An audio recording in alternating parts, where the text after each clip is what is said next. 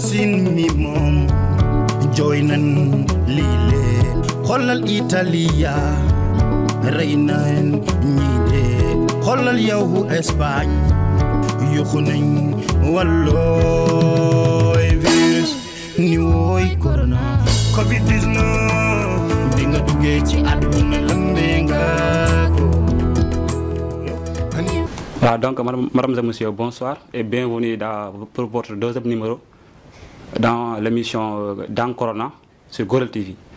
Aujourd'hui, nous allons recevoir une dame qu'on ne présente plus à Vélingara, une dame très courageuse, battante, une dame de fer.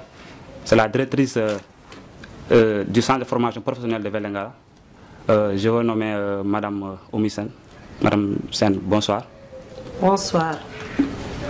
Bonsoir, monsieur Mbalo. Je me présente, je suis Oumy Sène. Je suis la directrice du centre de formation professionnelle de Vélingara. Je profite de l'occasion pour vous saluer le personnel de Gorel TV et toute la population de Vélingara. Très bien, voilà, donc nous allons parler un peu d'actualité.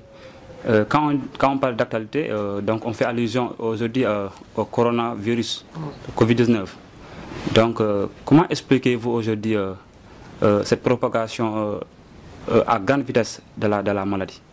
Le Covid-19 est une maladie très grave qui se propage rapidement parce que c'est un virus qui se propage à travers les muqueuses des mains, des yeux, des narines.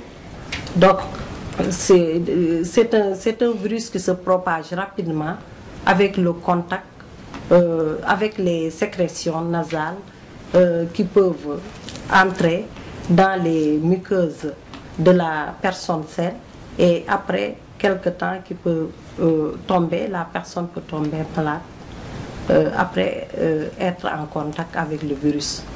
Et la propagation est rapide parce qu'on n'avait qu'un seul cas au niveau du Sénégal, mais actuellement on est à 1000 et poussières de cas, donc c'est une maladie à vitesse, à propagation très rapide. Est-ce que c'est lié au non-respect des mesures, des gestes barrières, ou bien c'est à cause de l'indiscipline de certains citoyens, ou bien c'est une négligence de la part de l'État? On peut dire que c'est lié à beaucoup de choses, parce que c'est notre vie.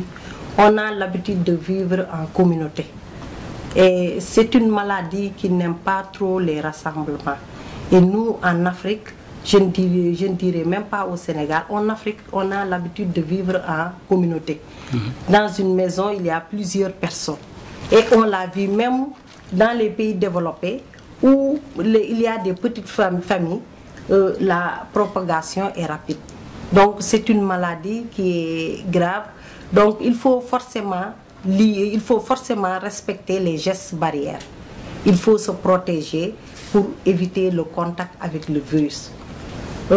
Au Sénégal aussi, c'est un peu difficile.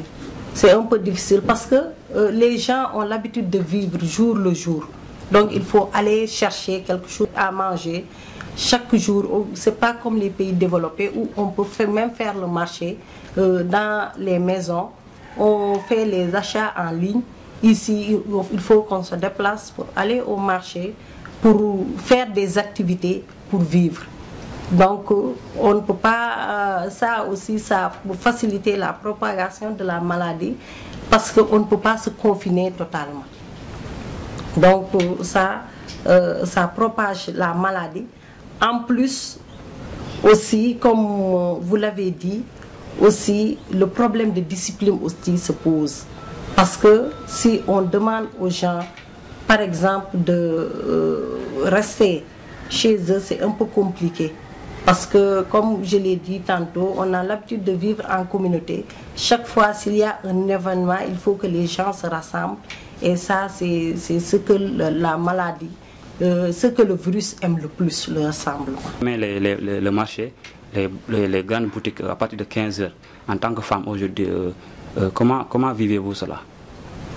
Voilà, je dirais que c'est compliqué.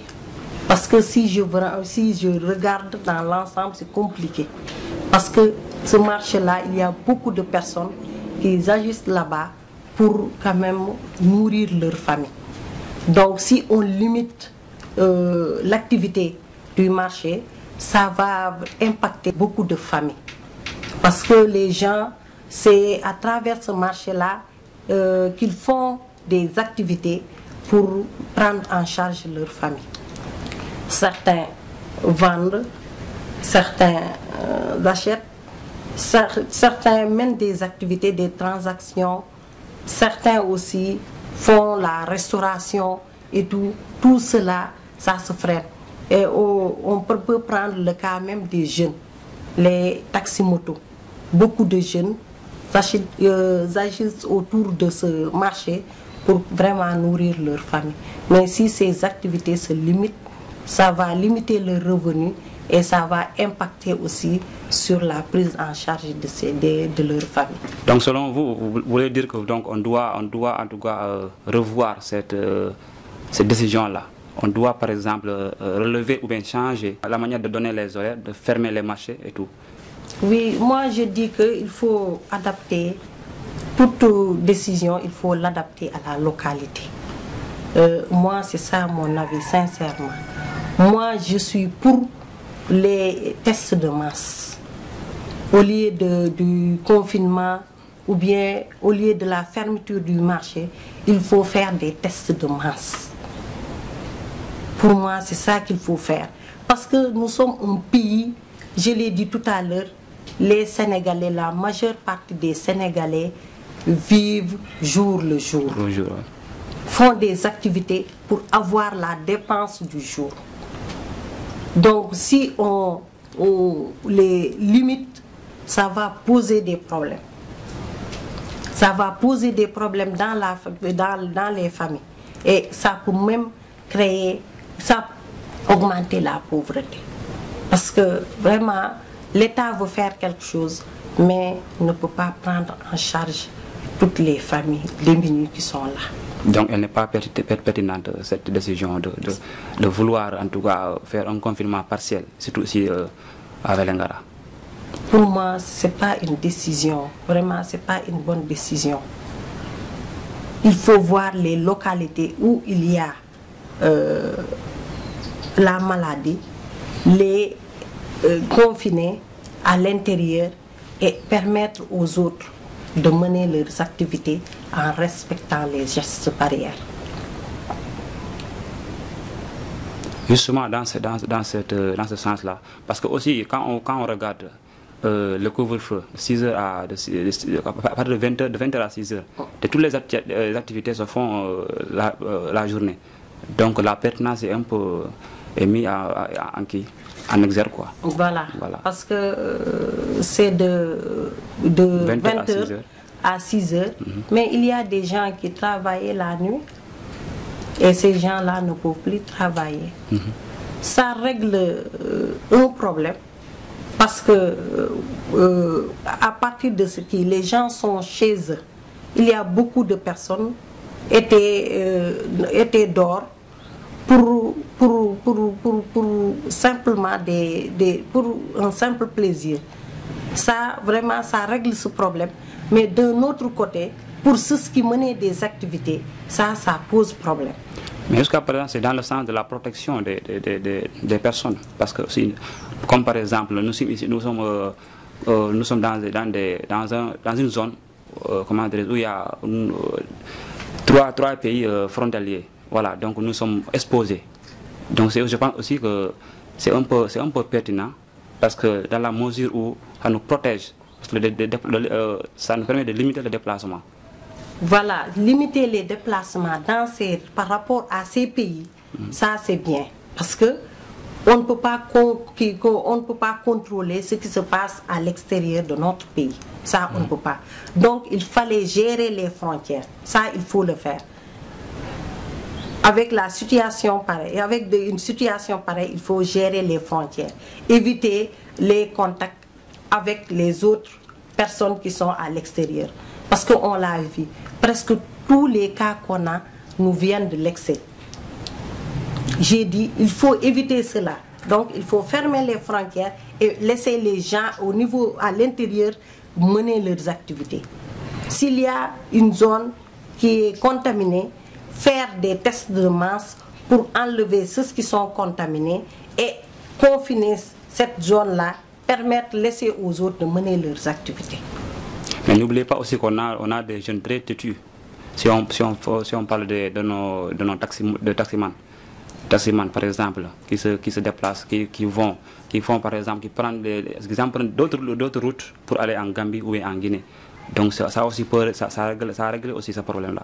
Ces jeunes-là, on doit les sensibiliser pour qu'ils comprennent qu'ils ne doivent pas mettre en danger leur pays, leur vie, la vie de leur famille et la vie même de la communauté. Donc ces jeunes-là doivent être conscients de leurs actions. Que ce qu'ils font là, parce qu'avec un 10 000 francs, tu hypothèques ta santé, la santé de ta famille et celle de toute une communauté. Ça vraiment, ça ne vaut pas la peine. Et en tant que jeunes, on doit les sensibiliser de ces actes-là. On l'a dit tout à l'heure, il y a quand même, je le dis, certains pays qui s'en sortent facilement à cause de leur discipline.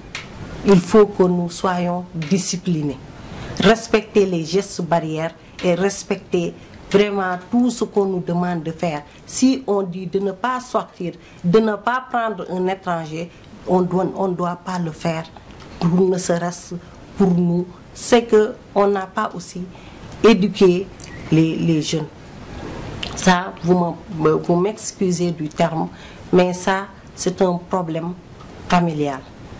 Parce que ces jeunes-là, nous, on ne les a pas aidés à être des citoyens, on les a éduqués à être des militants.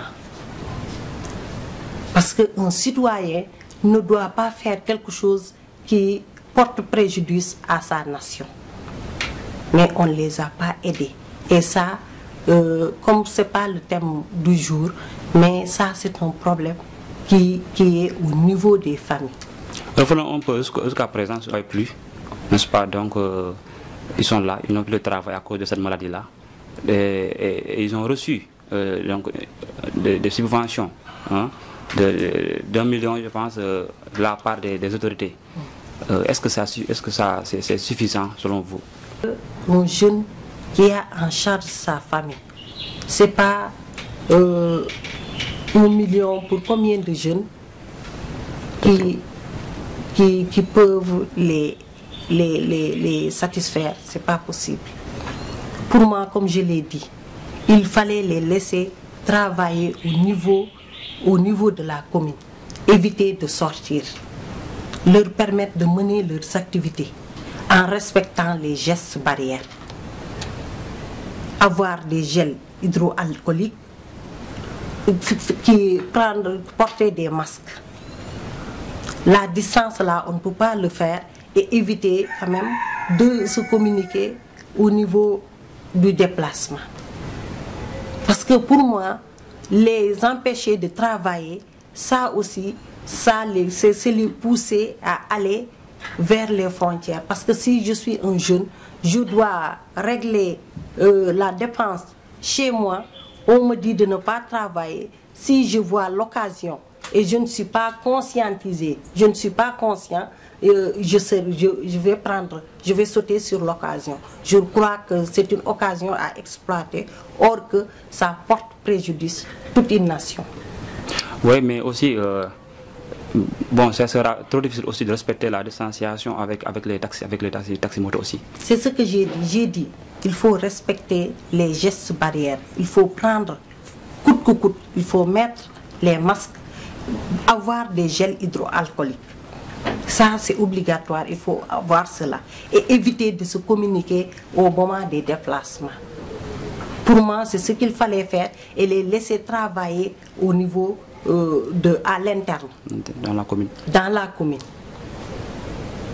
Pour moi, c'est ce qu'il fallait faire parce que je sais qu'on ne peut pas leur donner ce qu'il leur faut. L'appui là ne peut pas les satisfaire.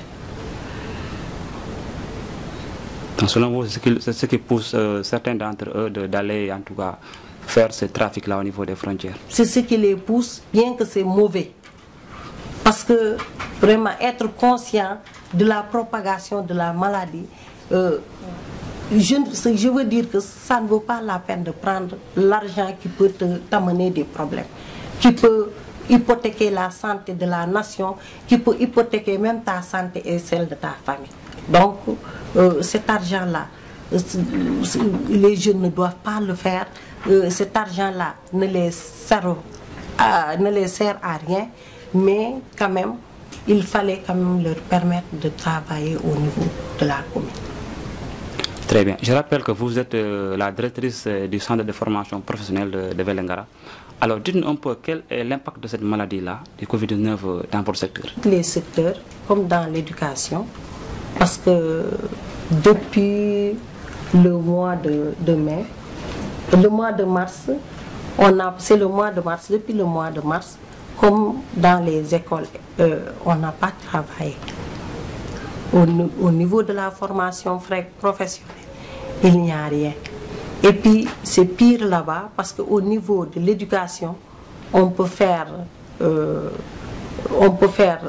travail à distance, mais au niveau de la formation professionnelle, c'est un peu compliqué à cause de la pratique. Parce qu'on doit faire et la théorie et la pratique. Et la pratique, on ne peut pas faire ça à distance. Donc c'est compliqué pour nous. Depuis lors, on ne peut pas travailler. Il y a un projet qu'on avait avec les jeunes. On était obligé d'arrêter ça. On a pris 15 jours. Je me déplaçais avec quelques membres du personnel du centre pour aller jusqu'à Kerewan, entretenir ce que les jeunes avaient commencé avec le projet PEFI. Mais on était obligé d'arrêter ça parce que c'était un peu compliqué. Parce qu'on avait fait des pépinières et il fallait repiquer ça et entretenir cela. Mais avec cette maladie, on était obligé de demander aux jeunes de rester chez eux. On a essayé de piloter ça, mais c'était compliqué pour nous. Donc la maladie là a un impact sur la formation. Aide de la part des autorités? On n'a pas de l'aide de la part des autorités parce que nous formons des jeunes. Si on a besoin d'aide, c'est pour accompagner ces jeunes-là.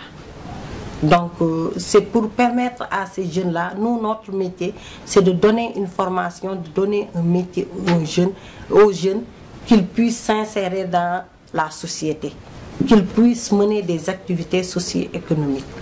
Donc si on a besoin de l'aide, c'est pour continuer à accompagner ces jeunes-là, surtout après le Covid. Non pas des activités à mener ici, nos jeunes ne resteront jamais ici. Donc après, on doit les aider à s'insérer parce qu'actuellement, économiquement, tout est à plat.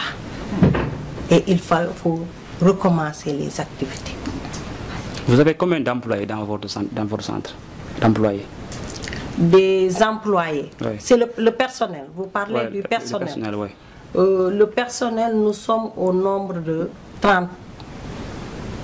Le personnel. Corps enseignant et administration. Nous sommes au nombre de 30. Les formés, les élèves? Les élèves, c'était au nombre... Non, c'est 290. 290. Mais quand même, votre travail, en tout cas, vous voyez le fruit de votre travail pendant toutes ces années? Oui, on voit le fruit de notre travail, mais on pouvait avoir plus que ça. Parce qu'on a eu à insérer beaucoup de jeunes. On a des jeunes qui ont un restaurant qu'on appelle le restaurant La Fourchette. On a aussi un jeune qui a ouvert une pâtisserie. C'est notre sortant. On a aussi des jeunes qui s'activent dans les ateliers de tailleurs. On a beaucoup de jeunes qui ont leur atelier de tailleur. mais aussi on pouvait avoir plus d'impact. L'impact pouvait être plus nombreux que ça. Parce comment peut-on s'inscrire dans votre centre? Dans notre centre, pour s'inscrire, il y a deux sortes d'inscriptions.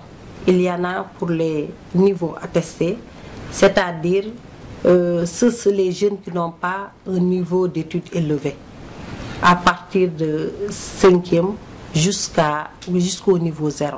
Ça, c'est la formation attestée. Il y a la formation au CAP.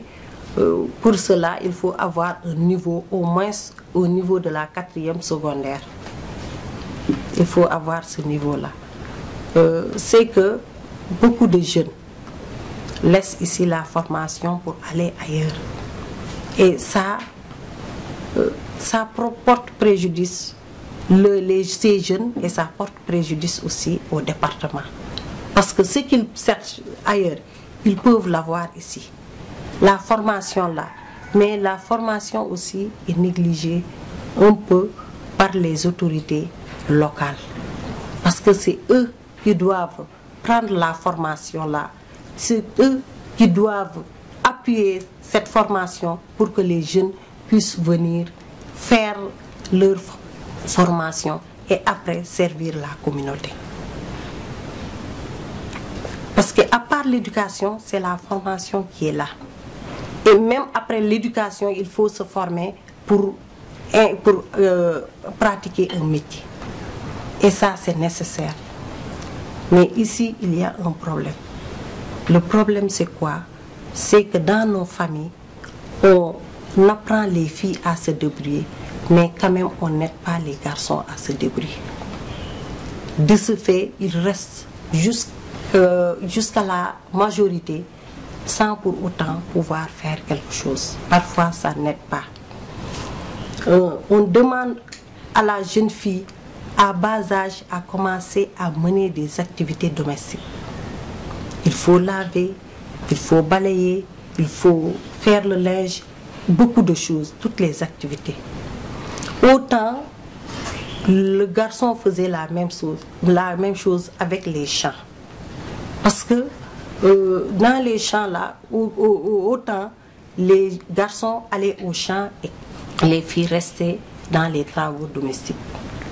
On en reviendra. Voilà. Mais on va parler un peu de l'éducation. Voilà. Donc en tant que parent aujourd'hui, comment expliquez-vous ou qu'en pensez-vous aujourd'hui de cette reprise des cours à partir du 2 juin, des classes d'examen annoncées par l'État dans cette situation de pandémie? Bon, ça, c'est un peu compliqué. Parce que si toutes les activités doivent redémarrer, l'éducation aussi doit redémarrer. Mais quand même, parce qu'on ne peut pas continuer ainsi, hein, rester chez nous sans mener aucune activité stable. Parce que c'est risqué, hein? On va exposer les enfants. Mais on va exposer les enfants, mais aussi, même dans les maisons là, on est en train d'exposer les enfants. Parce que la gestion qu'il faut, on ne peut pas le faire. Les gens, il faut que les gens se déplacent. Il faut qu'ils sortent, aller chercher à manger et revenir. Et ça aussi, là, on ne peut pas dire que on se protège à 100%. Parce que les gens ne peuvent pas respecter. On doit vivre avec quoi? On doit chercher à vivre avec le Covid-19. On doit continuer les activités. Donc pour moi, on peut bel et bien redémarrer toutes les activités. Le corona là, il doit amener une réflexion au niveau de tout le monde. Hein. Tout le monde doit réfléchir.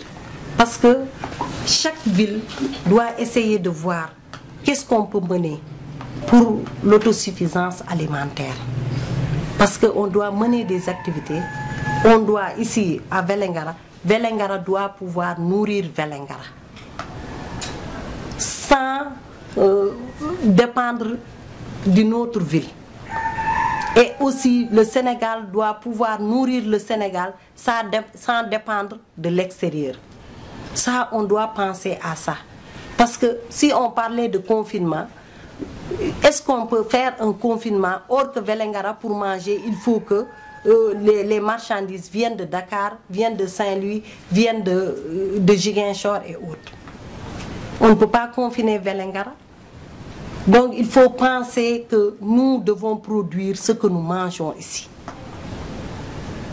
Le corona là nous pousse à réfléchir, à savoir que nous devons travailler pour quand même nous prendre en charge d'abord. On ne doit pas dépendre d'une autre ville ou bien d'une autre personne pour pouvoir le faire. Donc on doit réfléchir sur cette question-là, cultiver nos terres, n'est-ce pas, avoir une autosuffisance alimentaire. Voilà. Et toi, et ça, je pense que ça doit en tout cas être une réflexion générale, n'est-ce pas, généralement au Sénégal. Se former, culture, voilà. Développer beaucoup d'activités, faire du maraîchage, essayer de développer le solaire qui est là pour pouvoir vivre. Ça, on doit le faire, on doit penser à le faire pour se prendre en charge. Ça, c'est obligatoire. Essayer de voir comment faire pour avoir ici nos poissons, pour avoir ici notre huile, pour avoir ici notre riz, pour avoir ici comment faire pour le faire. Ça, on doit réfléchir à ça, par rapport à ce qui est là. Par rapport à la médecine traditionnelle, qu'est-ce qu'on doit faire? Comment le faire? Étudier, pousser les études. Faire des études à fond. La médecine traditionnelle là, qu'est-ce qu'il faut prendre? Je vois qu'avec le Covid, on dit que ça traite le Covid. C'est le, comment on l'appelle, l'artémisia. On dit que ça traite, mais on doit aller jusqu'au fond. Quel est le principe actif de l'artémisia? À quelle dose on doit soigner le palais? On doit le faire en poudre. On doit, si ce sont des feuilles, c'est combien de feuilles? Il faut le mettre dans combien d'eau? Donc il faut pousser la réflexion vers ça. Je pense que jusqu'à présent, on va rester dans le Covid-19, mais sur le fait qu'on a fermé les mosquées, tey loo am li ngay wax ci loolu noonu. Comme ni ma ko waxee sànq, parce que jullit lan la am dem julli ñaan, mais julli ñaan boobu mun nañ koo def si mun nañu respecter gestes barrières yi. Ñu julli ñu ñaan. Respecter geste barrière bi mooy kuy julli ji na am masque. Jàkk ju nekk na am gel hydroalcoolique. Suñu demee xam nañ ne dajaloo bu fees dajalante bi kiiwul ñu jéem a respecter les distances au niveau des mosquées ñu julli. Wala ñu limiter aussi nombre kii. Voilà, wala ñu limiter nombre yi. Loolu yëpp mën nañ ko def. Mais quand même julli ñaan dafa bokk ci suñu diine yàlla daf ñu ko sant surtout góor dañoo tàmm ñuy julli mbooloo imam bi ñaan imam bi di joxe ay conseils dañ ko sopp dañ ko bëgg ci jullit ñaan rek la am ñuy ñaan parce que yàlla moo ne ñu ñaan ko mu may ñu. Parce que le problème mooy ñu ne dañuy tëj jàkka yi mais marché yi dañ koy ubbi de 6h à 15h. te foofu noonu day am daje day am lépp donc c'est un peu. Voilà, comme ni ñuy wax man li may gis dama ne ñun dañoo def le suivisme sur la gestion. Xëj na sama avis la peut-être keneen du ko partager. Mais man dama ne dañuy def le suivisme parce que contact bi si marché boobu heure bi muy am rek contact mun na ci am kooku dem yóbbu këram keneen bi demaat suba yóbbu këram ainsi de suite. Donc du si une heure bu ñu ubbee marché bi 1 heure de temps rek pour man contact mun na am. Nañu conscientiser nit ñi ba ñu xam ne ku nekk xam ne sàmm boppam mooy sàmm njabootam mooy sàmm kiyam. Booy dem yoral sa gel hydroalcoolique, booy dem yoral sa masque. Marché yi parce que buñ ko permettre woon tey ji marché bi muy fonctionner toute une journée kenn mun na xëy kenn gontu mais période biñ koy ubbi ñëppay demandoo donc ñu yee nit ñi ci dajalu mbooloo bu bëri bi baaxul donc ñëpp bu ñu dajee ci jumaa yi affaire yi jegeñante bi day xaw a difficile mais ñu limiter nombre bi ne nit ñi kuy dem jumaa ku amul masque bu du dugg ci jumaa bi ku dugg ci jumaa ji na laal gel ñu julli. Très bien, Madame Sen. Voilà, le débat est très intéressant, mais le temps est écoulé. Alors, nous sommes au terme de notre émission. Votre dernier mot? Mon dernier mot, c'est que nous devons apprendre à vivre avec le Covid-19. Nous devons vraiment respecter tout ce qui est dit. C'est une discipline simplement. Avec la discipline, on peut gérer beaucoup de situations. On n'a qu'à se discipliner, respecter les gestes barrières et continuer à faire nos activités. Que ce soit l'éducation, que ce soit la formation et que ce soit les autres activités. Donc on n'a qu'à mener nos activités et respecter les gestes barrières. Je salue tout le monde. Je salue tout le personnel de Gorel TV et je suis très contente vraiment des activités que vous menez même en dehors du Covid-19. Je vous félicite et vous encourage. Ce sont des jeunes comme ça qu'on a besoin pour développer notre pays. Je profite aussi de l'occasion pour saluer toute la population de Vélingara, les autorités administratives et locales. Et j'appelle aux jeunes vraiment à se former parce qu'avec la formation, on peut vraiment régler beaucoup de situations. Les pays qui ont respecté leur formation ont pu se développer facilement. Donc, je demande aux gens de respecter, de se protéger contre le Covid-19, de respecter les gestes barrières. Je vous salue et je vous remercie. Merci Madame Salé, merci beaucoup. Merci Mesdames et Messieurs de nous avoir suivis. Alors on se donne rendez-vous à la prochaine pour un autre numéro dans Corona. À la présentation, vous avez votre ami Bokar Mbalo et de l'autre côté, où il y a Omar Balde et Ousmane Balde. Merci beaucoup.